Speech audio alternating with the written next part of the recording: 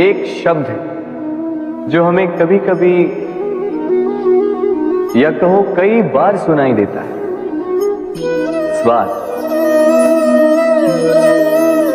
वो व्यक्ति स्वार्थी है, उसने स्वार्थ में आके ये बुरा कर्म कर दिया, आदि इत्यादि। देखा जाए तो संसार स्वार्थ को पाप का मूल मानने लगा, परंतु क्या स्वार्थ सच में बुरा है? नहीं। स्वार्थ ये शब्द बना है स्व से, अर्थात स्वयं से, यानी कि जिस कार्य में केवल स्वयं का अर्थ, केवल स्वयं का लाभ चाप हो, वो स्वार्थ। अब प्रश्न ये उठता है कि आपका स्व क्या है? यदि आपके स्व में केवल आप हैं तो आप अवश्य स्वार्थी हैं। यदि आपके स्व में परिवार सम्मिलित है तो आप परिवार्थी हैं। यदि आपके स्व में अन्य लोग सम्मिलित हैं तो आप परोपकारती हैं। और यदि आपके स्व में ये संसार सम्मिलित है तो आप परमार्थी हैं। तो अपने स्वार्थ से दूर ना जाएं, उसका विस्तार करें। अपने अस्तित्व का विस्तार करोगे तो ये स्वार्थ स्वयं ही परमार्थ में बदल जाएगा। राधे राधे। हम में ऐसा कोई नहीं होगा जिसने वृक्षों को ना देखा, वृक्षों पे इन पक्षियों को ना देखा, इनके घोंसलों को ना देखा, इन पक्षियों को अपने छोटे छोटे बच्चों को भोजन कराते ना देखा। संसार का सबसे ममत्व वाला दृश्य होता है। चिड़िया दूर से अपने चोंच में दाना भरकर लाती, स्वयं भोजन करने में असक्षम संतान की चोंच में डालती, स्वयं भूखी रहती, निस्वार्थ, निश्चलता से। और जब संतान के पंख निकल आते हैं, वो उसे उड़ना सिखाती और उसके पश्चात उसे स्वतंत्र कर देती है अपना जीवन जीने के। इस आकाश में उड़ान भरने के। और हम मनुष्य क्या करते हैं? जिस संतान को हम पंछी की भांति पालते हैं, उसके पंख निकलते ही हम उसे बांध देते हैं, ये सोच के कि कहीं वो दूर उड़कर न चली जाए। ऐसा नहीं कि इस स्थिति में माता पिता को संतान से प्रेम नहीं है, अवश्य, किंतु इसमें प्रेम पर मोह भारी पड़ जाता है, जो स्वयं अपने और संतान के भविष्य के बीच में बाधा बन जाता है। हम ये भूल जाते हैं कि हम केवल जन्मदाता हैं, भाग्य विधाता नहीं। तो जब प्रेम में मोह आ जाए तो वो प्रेम नहीं, स्वार्थ बन जाता है। इसलिए प्रेम को पास रखिए और मोह को दूर, क्योंकि जिससे प्रेम करते हैं उसका विकास नहीं रोका करते। राधे राधे। एक पिता के लिए उसकी संतान उसका गर्व, उसका अहंकार, और संतान के लिए उसके पिता उसका आदर्श, उसकी प्रेरणा। बिना कहे पिता संतान की हर इच्छा समझ जाता और उसे पूरी करने की चेष्टा करता है। दूसरी ओर संतान सदैव प्रयास करता है कि अपने माता पिता को गर्वित करता है, किंतु ये बंधन एक स्थान पे आके टूट जाता है। तब जब संतान स्वयं की इच्छा से अपना जीवन साथी चुनना चाहे। क्यों? कारण है संवाद की कमी। जब बात आती है संतान के विवाह की, तो माता पिता सोचते हैं कि इसमें संतान से क्या पूछना, हम उसके लिए कुछ अनुचित तो चाहेंगे नहीं। और संतान का यह मानना होता है कि उसका भविष्य चुनना उसका अधिकार। दोनों आपस में दुखी रहते हैं, किंतु बात कोई नहीं करता। होना यह चाहिए कि माता पिता को उसी स्नेह के साथ संतान की इच्छा समझ लेनी चाहिए, और संतान को उसी विश्वास के साथ माता पिता को विश्वास में ले लेना चाहिए। एक बार संवाद करके देखिए, वर्तमान और भविष्य दोनों ठीक हो जाएंगे। मन बड़ी ही विचित्र कृति है ये मन। शरीर के किस अंग में बसता है कोई नहीं जानता, किंतु संपूर्ण शरीर इस मन की इच्छा साकार करने के लिए प्रयास करता रहता है। अब यदि मन कुछ खाने का करे तो व्यक्ति उसकी वनो उपवनों की इच्छा साकार करने का माध्यम ढूंढता रहता है। अब यदि मन किसी को शत्रु समझ ले तो व्यक्ति उसे नष्ट करने का हर संभव प्रयास करता है। अब यदि मन किसी से प्रेम करे तो उसकी प्रसन्नता के लिए हर सीमा लांघने के लिए सज्ज रहता है। परंतु जीवन सुखद हो इसके लिए आवश्यक है कि मन खाली हो। इस बांसुरी की भांति भीतर कुछ भी नहीं, न राग है न द्वेष, तब भी तार छेड़ने पर स्वर निकलता है। इसी प्रकार मन को भी भावनाओं से मुक्त रखना आवश्यक है। स्मरण रखिए, मन में कुछ भर के जियोगे तो मन भर के जी नहीं पाओगे।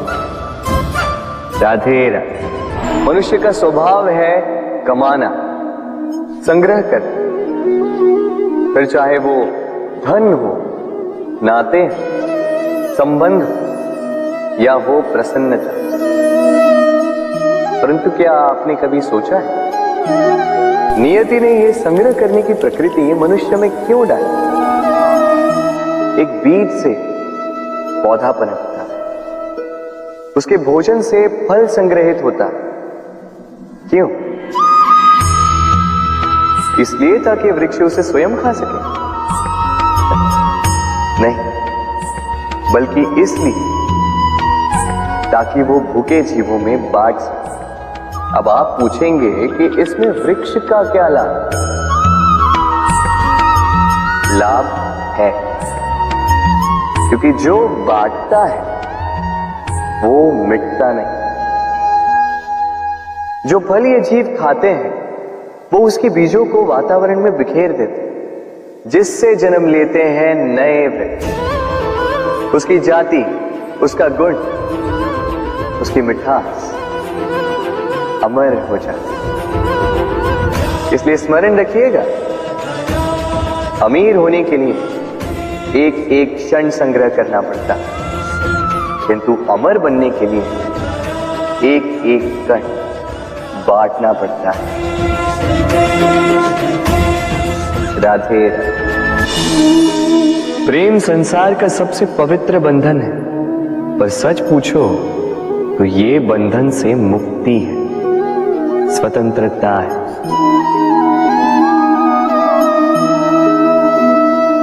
नहीं समझे? समझाता। यदि कोई आपका प्रेम ठुकरा दे, यदि कोई आपका प्रेम समझ ही ना पाए तो क्या हो? कुछ उदास हो जाएंगे, कुछ छल करके प्रेम पाना चाहेंगे, तो कुछ बलपूर्वक प्रेम पर अधिकार करना चाहेंगे।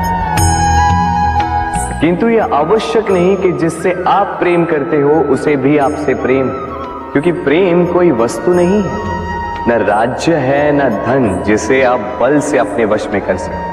प्रेम वो शक्ति है जो आपके लिए हर बंधन तोड़ सकती है, किंतु स्वयं किसी बंधन में नहीं फंसती। तो जिससे भी आप प्रेम करते हो उसे स्वतंत्र छोड़ दीजिए, क्योंकि स्वतंत्रता ही वो भाव है जो जीव को सबसे अधिक प्रिय है। प्रेम सच्चा होगा तो उसे अवश्य समझ में आए। तब तक के लिए निस्वार्थ भाव से प्रेम कीजिए, स्वार्थ हट जाएगा तो प्रेम आ ही जाएगा और मन प्रसन्न होकर बोलेगा राधे राधे। प्रेम विधाता की सबसे सुंदर कृति, परंतु हर कृति को संभालना पड़ता है। अब इसी मूर्ति को देख लीजिए। जब कलाकार ने इसे रचा तब ये बहुत सुंदर थी, परंतु इसके पश्चात इसे संभाला नहीं गया। इसके स्वामी ने इसके देखभाल का कर्तव्य ठीक से नहीं निभाया और अब यह मूर्ति असुंदर लगने लगी। इसी प्रकार केवल कह देने से प्रेम नहीं हो जाता। इसके लिए आपको अपने कर्तव्यों को पूर्ण करना है। तो देश की रक्षा, परिवार और संबंधियों की सुरक्षा, संतान को संस्कार, जीवन साथी का आभार, ये कर्तव्य जब तक नहीं निभाओगे प्रेम से दूर होते जाओगे। तो यदि प्रेम का अमृत पाना है तो कर्तव्य की अंजलि बनानी होगी और मन से कहना होगा, राधे। जब भी प्रेम की बात आती है हम सबसे पहले मन में एक नायक और एक नायिका का चित्रण कर लेते हैं। क्यों? आपके साथ भी यही होता है ना? पर क्या प्रेम केवल नायक नायिका के आकर्षण का बंधन है?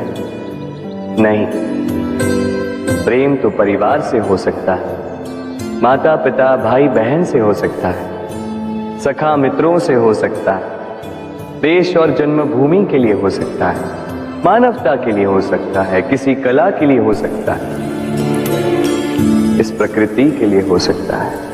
पर प्रेम कभी उस पन्ने पर लिखा ही नहीं जा सकता जिस पर पहले ही बहुत कुछ लिखा। जैसे एक भरी मटकी में और पानी आ ही नहीं सकता।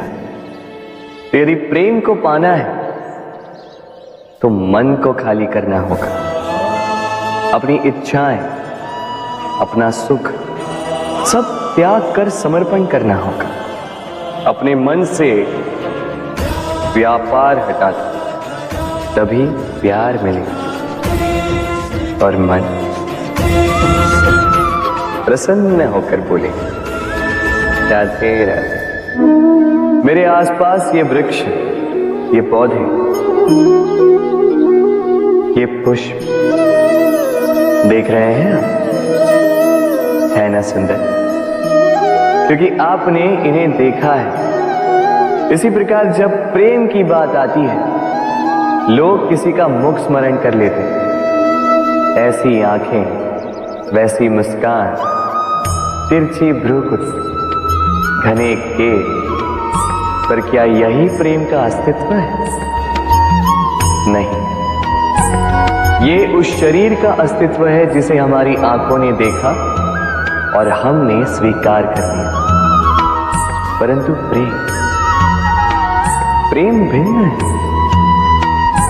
प्रेम उस वायु की भांति है जो हमें दिखाई नहीं देती, किंतु वही हमें जीवन देता है। संसार किसी स्त्री को कुरूप कह सकता है क्योंकि वो उसे अपनी तन की आंखों से देखता है, परंतु संतान उसी माता को संसार में सबसे सुंदर समझती है क्योंकि वो भाव से जुड़े। तन की आंखों से देखोगे तो वैसे भी पहचान नहीं पाओगे जैसे राधा मुझे पहचान नहीं पाई। इसलिए यदि प्रेम को समझना है तो मन की आंखें खोलो और प्रेम से कहो, राधे राधे। बालपन से कहीं पहेलियां सुलझाई होंगी आप, क्यों? तो आज एक और सुलझा लीजिए। बताइए आपके जीवन में वो कौन सी वस्तु है जो आपका सबसे बड़ा मित्र भी है और सबसे बड़ा शत्रु भी?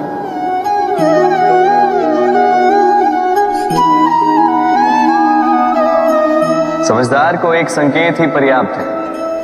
उचित सोचा आप? वो वस्तु है समय। क्यों समय आपका सबसे बड़ा मित्र और समय ही आपका सबसे बड़ा शत्रु है? उत्तर है समय का सम्मान। जो व्यक्ति समय का सम्मान करता है वो अपने जीवन के सारे लक्ष्य प्राप्त करता है। संसार उसकी कला पहचानता है, उसे महत्व देता है। और जो व्यक्ति समय का महत्व नहीं पहचान पाता, नहीं समझ पाता, जाने अनजाने में उसका अपमान करता है, संसार उसी को भुला देता है। इसीलिए समय का सम्मान करें, उसे व्यर्थ ना करें। क्योंकि अच्छा समय इस संसार को बताएगा आपकी वास्तविकता क्या है, किंतु बुरा समय आपको बताएगा कि इस संसार की वास्तविकता क्या है।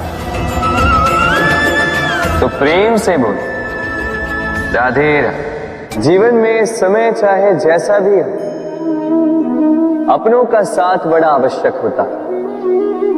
सुख हो तो बढ़ जाता है, दुख हो तो बढ़ जाता है।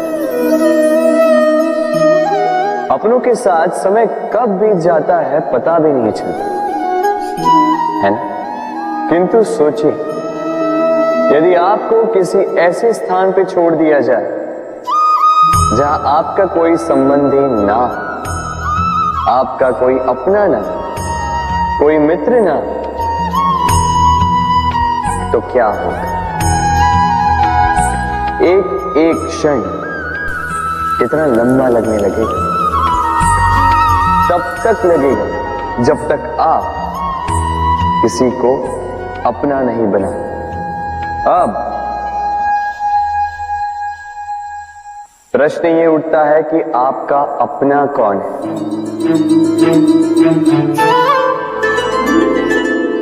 वो संबंधी जिनके साथ आप रक्त से जुड़े, या वो मित्र जिनके साथ आप बालपन से पले बढ़े, या वो सहकर्मी जिनके साथ आप काम करते हैं? नहीं, अपना वो जो विपत्ति में काम आए। अपनों की परख समय की कसौटी पर की जाती है। स्मरण रखिएगा, अपनों के साथ समय का पता नहीं चलता, किंतु समय के साथ अपनों का पता अवश्य चलता है। तो प्रेम से बोलो राधे राधे।